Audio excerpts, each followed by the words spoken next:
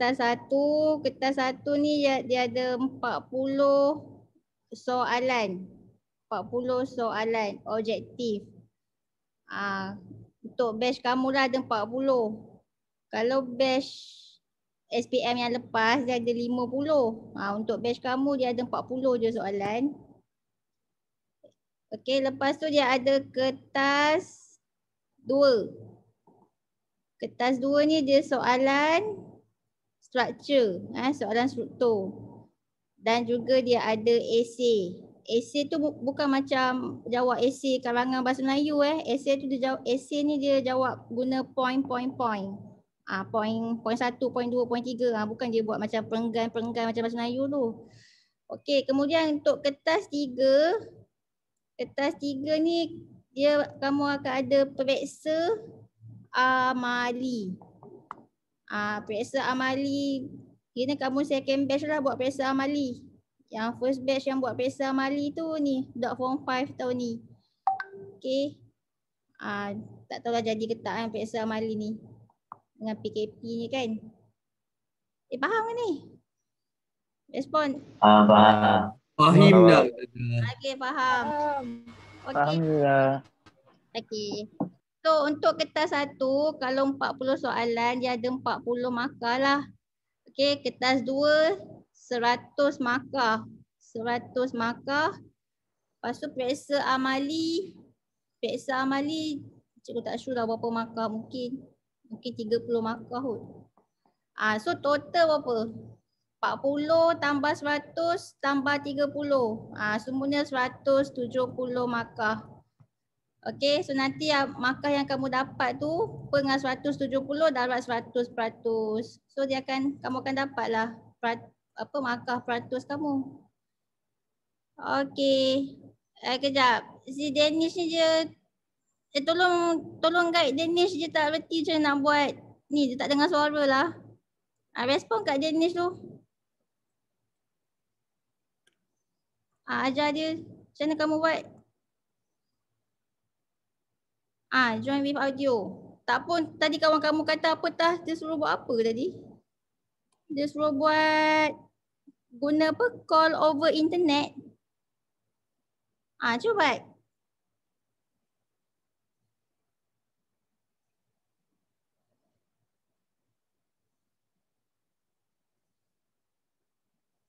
Jadi tak?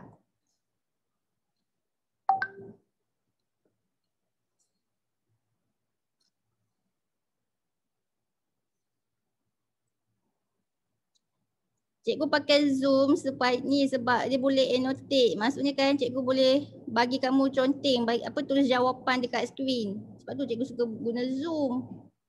Kalau Google Meet, kamu tak boleh tulis, tak boleh conteng, tak boleh bagi jawapan, tak boleh conteng kat skrin. Tu cikgu malas guna Google Meet tu. Okey, boleh ke? Okey, dah boleh dah. Okey.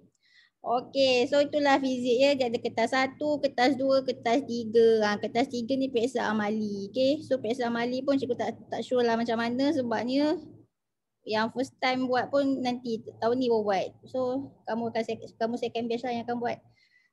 Okey, so kita haraplah periksa amali ni senang Kalau budak yang lepas dia tak buat periksa amali dalam makmal, dia buat atas kertas je. Okey. So dia kena hafal lah banyak-banyak eksperimen. So untuk batch kamu dia lebih buat periksa amali. Okay. So kita pergilah tajuk first chapter kita. Tajuk apa? Pengenalan fizik kan? Okay. Betul-betul. So baca tak buku teks tu? Baca. Baca. Bosan-bosan bacalah kat rumah. Okey. So apakah itu pengenalan fizik? Okey, fizik ni kan semua yang berkait apa-apa yang diukur. Okey, apa-apa yang diukur itulah fizik. Sebab fizik kerjanya suka mengukur. Okey, dia suka mengukur. So bila dia suka mengukur, jadi bila kamu ukur, bila bagi jawapan mesti ada unit. Contohnya kamu ukur panjang kan? Kamu ukur panjang. Jawapannya 5 cm. Tapi kamu bagi 5 je, tak ada unit kan. So bila tak ada unit, tak ada markah. So dalam fizik ni, unit ni wajib. Tapi budak dia selalu bagi jawapan tak ada unit sebab dia ingat dia subjek matematik. Matematik memanglah kalau kamu jawab tak ada unit tak apa. Tapi dalam fizik unit tu wajib. Kalau tak ada unit dia berdosa. Macam tu lah. Okay, fizik ni mesti ada unit. Dia pentingkan unit ni. Okay. Jadi contohnya macam ni kan. Dia ukur apa ni? Dia ukur tinggi pelajar ni. Dia ukur jisim. Okay, dia ukur panjang baju. Ni bila ukur mesti ada unit. Okay. Bila kamu kira, okay, fizik pun dia ada banyak formula dia banyak formula. So bila kamu guna formula, kamu dah kira-kira, kamu bagi jawapan. Jawapan tu mesti ada unit. Dia wajib. Okay. Dia wajib ada unit. Sebab dia kan macam fizik ni dia sebagai persediaan kamu untuk, contohlah kalau kamu nak jadi engineer kan, engineer bangunan ke, buat bangunan ke apa ke kan. Kamu nak kata panjang apa, bangunan konkrit tu berapa meter nak digunakan. Kamu kena katalah okey 100 meter diperlukan.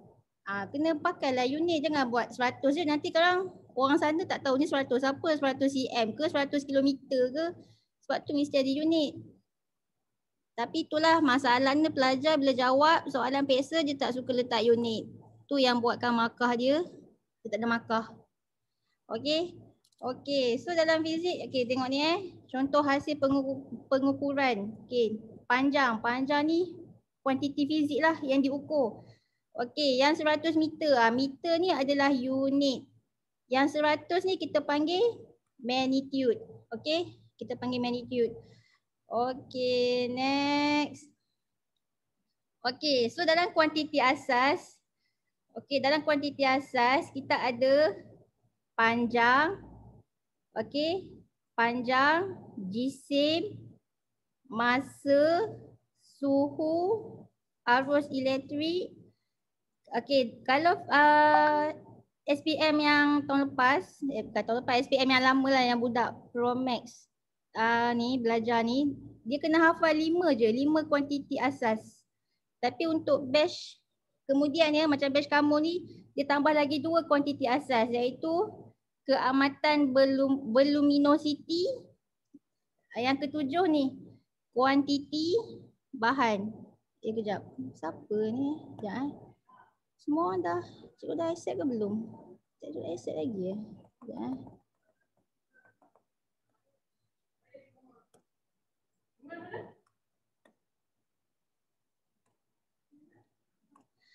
Okey.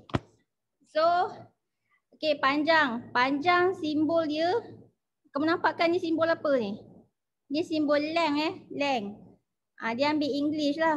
Okey, English. So simbol dia L, length. Okey, so unit dia adalah panjang. Panjang yang kamu tahu banyak unit kan. Dia ada sentimeter, dia ada meter, dia ada kilometer, betul tak? Dia ada milimeter. Okey, dalam banyak-banyak unit ni, unit apa yang kita panggil unit SI? SI tu kita panggil standard international. Okey, maksud dia kalau dalam formula fizik kan dia ada bagi banyak formula. So bila kamu nak masukkan nilai tu, kamu nak pakai nilai yang unit dia apa? Contoh panjang, kamu nak kena pakai unit milimeter ke sentimeter ke kan? So dia untuk formula fizik dia ada satu unit je yang kamu boleh pakai. Contohnya untuk panjang dia punya unit standard international dia adalah meter. Okey, meter, meter. So kena masukkan panjang yang unit dia meter lah. Okey. Boleh ke? Faham ke tidak? Boleh. Faham. Boleh. Okey. So contohnya kan macam gelombang cahaya kan. Gelombang cahaya ni pun kamu akan belajar lah tajuk gelombang. Okey, kita boleh ukur panjang gelombang ni. Ada formula nak ukur panjang gelombang. Okey, cikgu bagi contoh lambda AX per D. First time kan tengok. Okey. So nak kira panjang gelombang ni, ni lambda ni lah. Lambda ni panjang gelombang. Okey, contohnya bila masukkan panjang gelombang, dia punya nak ukur panjang gelombang ni. Kejap Contohnya dia bagi panjang gelombang, dia bagi dia mesti pakai dia unit dia adalah unit meter. Contohnya dia bagi dalam soalan tu dia bagi yang ini. Dia bagi panjang gelombang, dia bagi A, dia bagi X. Dia suruh cari D. D tu apa? Okey, kamu dah tahu panjang gelombang ni punya nilai. Dalam soalan dia bagilah, and then dia bagi A, dia bagi X. A tu adalah masuk dia cikgu nantilah waktu gelombang lah cikgu ajar detail. Tapi yang cikgu nak kata, bila nak masukkan dalam formula, contohnya kan dia bagi panjang gelombang ni 5 cm. So kamu tak boleh masukkan panjang gelombang ni 5 cm sebab cm ni bukannya unit SI. So kamu kena tukarkan kepada unit meter. Kena tukarkan unit meter. So jadilah berapa? 0.05 meter. Kamu kena masukkan nilai dalam panjang gelombang ni 0.05 meter. Lepas tu masukkan A, masukkan X, barulah kamu dapat D, jawapan D yang betul. So kamu tak boleh main masuk je yang sentimeter ni sebab sentimeter ni bukannya unit SI. Faham tak apa yang cikgu nak masukkan ni? Nak sampaikan ni? Faham. Okey, faham. Okey. Next. Okey, lagi apa lagi? Untuk jisim pula. Okey, jisim kamu tahu kan, jisim ada banyak unit. Okey, jisim kita ada unit gram, kilogram kan. Okey, antara gram dengan kilogram yang mana unit SI, Standard International. Okey, bila nak masuk dalam formula fizik nak pakai unit mana? So bila dalam formula fizik nak kira pakai unit kilogram sebab kilogram ni lah adalah unit SI dia, Standard International dia. So kilogram, okey. And then masa. Okey, masa kita ada banyak kan. Kita ada unit apa? Kita ada minit, kita ada jam, kita ada saat. Tapi bila dalam formula fizik nak masukkan nilai yang mana? Kena pakai nilai saat. Sebab saat ni adalah unit SI. Okey, suhu. Suhu pun kamu tahu kan kita ada darjah Celsius, kita ada Kelvin. So nak masukkan unit apa? Pakai unit Kelvin. Sebab Kelvin ni adalah unit SI. Okey, arus elektrik unit dia ampere. Okey. So ampere ni lah simbol untuk ampere A. Contohnya kan kamu kira arus elektrik. Dah kira-kira jawapannya 10 ampere. Okey. Tapi dalam fizik kita tak boleh tulis, bukanlah tak boleh tulis. Biasanya lah kita tak tulis nama panjang, kita buat short form je iaitu 10 A. A tu stand for ampere. Okey, boleh? Faham kan? Boleh. 10 saat kan. Kita biasanya orang budak fizik je tak jawab lah 10 saat tulis panjang tak. Dia buat 10 saat, 10 saat. Macam tu lah, okey. Okey, apa lagi? Okay, ni simbol-simbol lah untuk unit dia. Okey, yang sebelah ni yang kamu nampak ada panjang ni. Okey, simbol untuk panjang length. Okey, L. Simbol untuk jisim M. M ni apa? Siapa tahu M tu apa? Mass. Ya, betul. M tu mass. Okey, kalau masa dia buat simbol T, T tu apa T? Time. Ya, time. Okey, untuk suhu dia pakai unit theta. Cikgu pun tak sure theta tu apa nama panjang Tapi dia buat theta lah, theta. Okey, lepas tu arus elektrik pun dia pakai I, simbol I. I tu sepatutnya arus elektrik current kan. Tapi dia buat I, tak tahulah sebab apa I. So kamu tahulah I tu arus Okey, keamatan berluminosity IV. Cikgu pun tak sure dah V tu apa. Okey, tapi dia simbol dia IV. Okey, tahu tak apa benda keamatan berluminosity ni? Okey, dia macam keamatan berluminosity tu maksudnya keamatan cahaya. Okey, keamatan cahaya. Unit dia candela. Unit dia candela, CD. Kan contohnya macam projektor kan. Yang cikgu kamu pakai projektor kan. So dalam projektor tu dia ada tulis lah berapa candela dia. Macam tu, okey. Itulah dia keamatan cahaya, keamatan berluminosity. Okey. Lagi satu last kuantiti fizik yang baru punya ni, kuantiti bahan. N ni number. Okey, N ni number. Kuantiti bahan. Ni dalam kimia. Kamu dah start ke belajar kimia? Tahu ke belum? Belum. Belum. Okey, kuantiti bahan. Kuantiti bahan tu kamu tahu kan setiap pepejal ke, cecair ke, gas ke, semua ada atom-atom kan. Contohnya cikgu buat ni apa? Cikgu buatlah ni gambar apa, contohnya buku kan, buku. So buku ni pepejal. So atom dia rapat, betul tak? Atom dia rapat macam ni. So kita nak kira ada berapa atom dalam buku ni. So kita boleh kira sebenarnya berapa atom dalam buku ada formula dia. So kamu akan belajar detail tu dalam kimia bukan dalam fizik. Fizik tak belajar pun kira atom. Okey, yang kira atom ni kimia je. So ini yang kita panggil kuantiti bahan tu. Okey. Kuantiti bahan, number of atom, number. Okey, number of atom. So unit dia mol. Mol tu apa maksud dia? Maksudnya 1 mol bersamaan 6.02 darab 1023 atom. Banyak tak? Banyak. 6.02 darab 1023 atom tu maksudnya 1 mol. Macam tu. So kalau 2 mol ada berapa atom? So kamu darab lah. 2 darab dengan ni 6.02 darab 1023 ni. So kamu akan dapatlah bilangan atom. Sebab tu unit dia kita daripada atom ni kita ringkaskan dia jadilah 1 mol. So 1 mol tu bersamaan dengan 6.02 darab 1023 atom. Okey, so kamu akan belajar number mol-mol ni dalam kimia banyak dalam fizik tak ada pun. Okey, itu sahaja. So ada 7 kuantiti asas yang kamu kena hafal. Biasanya dia akan tanya dalam soalan objektif. Boleh setakat ni? Boleh. Okey, boleh. Okey, next. Apa lagi Okey, yang dalam handout tu cikgu ada bagi ni kan pengertian ni. Yang ni tak nak baca pun boleh, tak nak baca pun boleh Kalau baca dia macam lagi pening kan. Tak apalah, saja nak baca boleh lah. Tapi tak tanya pun dalam soalan. Okey, kita pergi ni pula.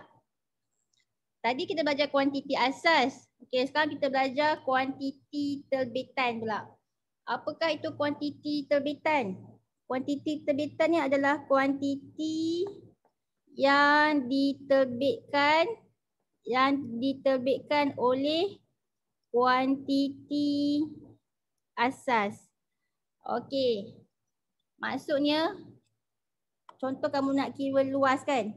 Kamu tahu kan luas formula dia apa? Luas.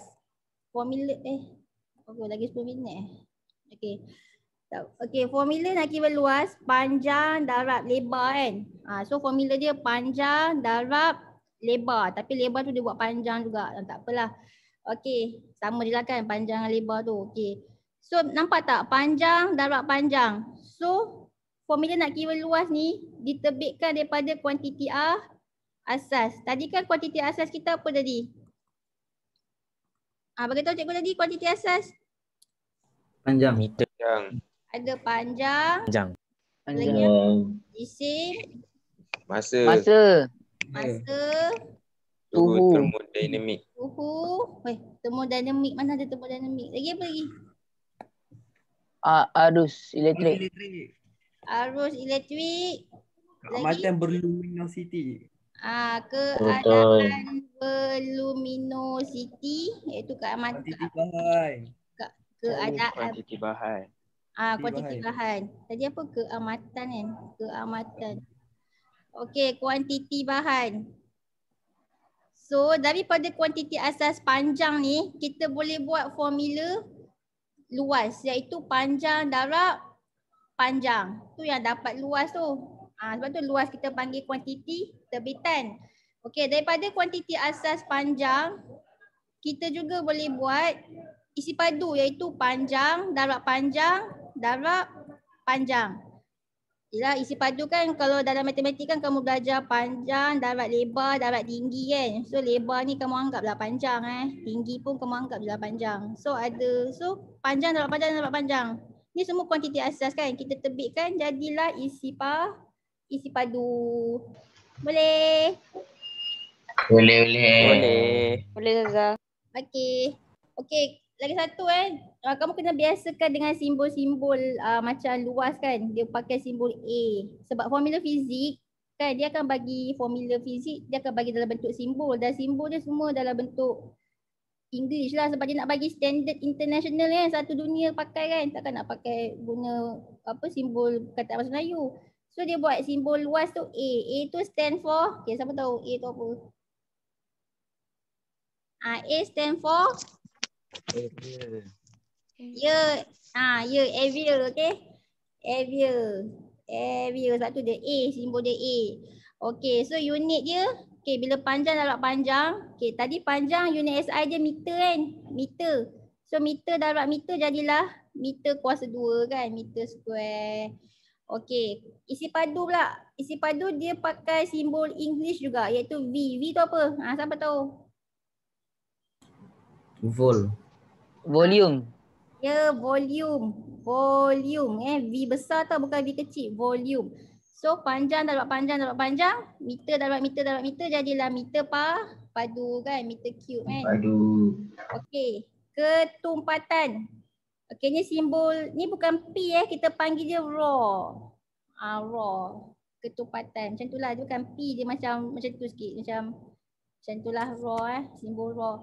Okey, nak kira ketumpatan, formula dia jisim bahagi isi padu.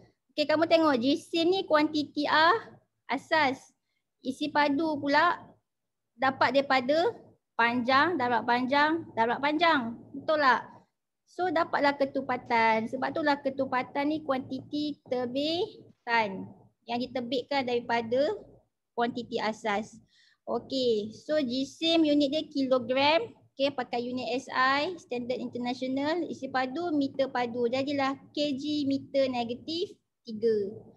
Okay, ni had laju pula, V. Okay, siapa tahu V? Ni tadi V besar volume V kecil, siapa tahu V kecil tu apa? Velocity. Ya, velocity. Okay, velocity. So, formula nak kira velocity, panjang darab, panjang bahagi masa. So, panjang meter, masa dia pakai saat dia pakai unit SI, Standard International. So jadilah meter per saat ataupun jadilah macam ni, meter saat negatif 1. Okey, percutan. Percutan apa? Kuantiti terbitan. Okey, A, simbol A. Siapa tahu A tu apa?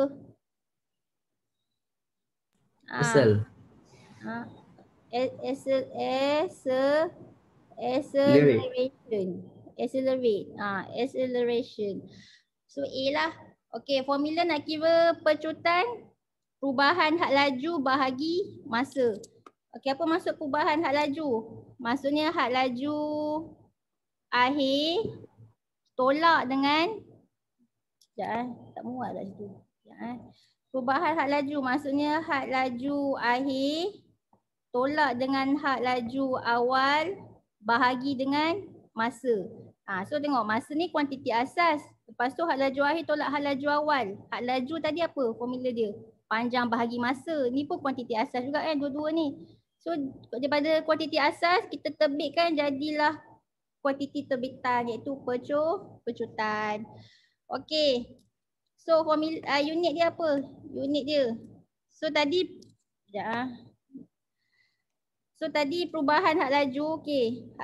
Okey, tengok had laju unit dia apa? Meter saat negatif 1 kan. So perubahan had laju yang jelas unit dia meter saat negatif 1. And then bahagi dengan saat. So jadilah apa? Meter saat negatif 2. Tahu kan sebab apa jadi macam tu? Meter saat negatif 1 bahagi dengan saat 1. Ni kan belajar indeks kan matematik. Ingat tak matematik indeks? Benar. Betul. So ni meter, okay, and then saat ni negatif 1 bahagi 1. Ni nak buat apa ni? Tambah ke tolak ni indeks dia? Ni saat dia dah sama dah. Ni negatif 1 dengan 1. Dia tolak. 1 tolak 1 tu yang jadi negatif 2. Tu yang dapat meter saat negatif 2. Boleh? Boleh. Okay. Boleh. Kerja pula. Okay, kerja dipakai simbol W. Okay, siapa tahu W tu apa? Work. Okay, work. Okay, betul. So formula nak kira kerja. Daya darab sesaran. Okey, sesaran tu apa? Sesaran tu sebenarnya adalah panjang lah ya. Panjang. Okey, panjang. Sesaran tu panjang. Tapi nama dia sesaran sebab adalah sebab dia. Nanti cikgu ajar lah ya kenapa nama dia sesaran. Okey, so dia panjang jadi dia kuantiti asas. And then daya pula. Okey, macam nak kira daya ni? Siapa tahu macam nak kira daya? Belajarkan dalam sains daya. Daya sama dengan MA. yes betul MA. Daya simbol dia. Daya F. Okay, daya force kan. Force sama dengan MA. M tu apa? M tu adalah kejap apa ni. Okay. M tu adalah jisim, mass. A pula. A tu acceleration. Acceleration tu percutan. So jisim kan kuantiti asas. Lepas tu percutan tadi. Tadi kan percutan tu apa tadi? Formula dia. Perubahan had laju bahagi masa kan. Wah, kejap perubahan had laju bahagi masa. Had laju tu apa pula? Had laju tu kan ni. Had laju tu kan panjang bahagi masa. So ni kuantiti asas, ni kuantiti asas. Nampak tak daripada kuantiti asas dia boleh terbitkan jadilah satu kuantiti yang sangatlah kompleks. Iaitu nama dia kerja. Faham ke tidak? Faham. Maksudnya kuantiti terbitan tu kalau kamu pecahkan dia, kamu pecahkan dia sampailah kamu dapat kuantiti asas. Maksudnya itulah dia kuantiti terbitan diterbitkan daripada kuantiti asas. Okey, so dia punya unit dia. Okey, mana pula dia ronting kat sini kan. Okey. Unit dia. So tadi kawan kamu kata daya jisim darab percutan. So jisim unit dia kg. Percutan apa unit dia? Tengok balik tadi percutan. Dah nak habis kelas kan? Less than 1 minute lah. Tak apa kan cikgu bagi link baru Okey, kalau percutan unit dia apa? Tengok balik percutan. Ni percutan. Unit dia apa tadi? Ni kan? Meter saat negatif 2 kan? Betul. Ya. Okey, percutan meter saat negatif 2. So, combine kan jadilah kg meter saat negatif 2. Okey. So, nak ambil kelas dah. Sekejap less than 1 minute lah. Tak apalah. Okey, sebab tu daya unit dia kg meter saat negatif 2.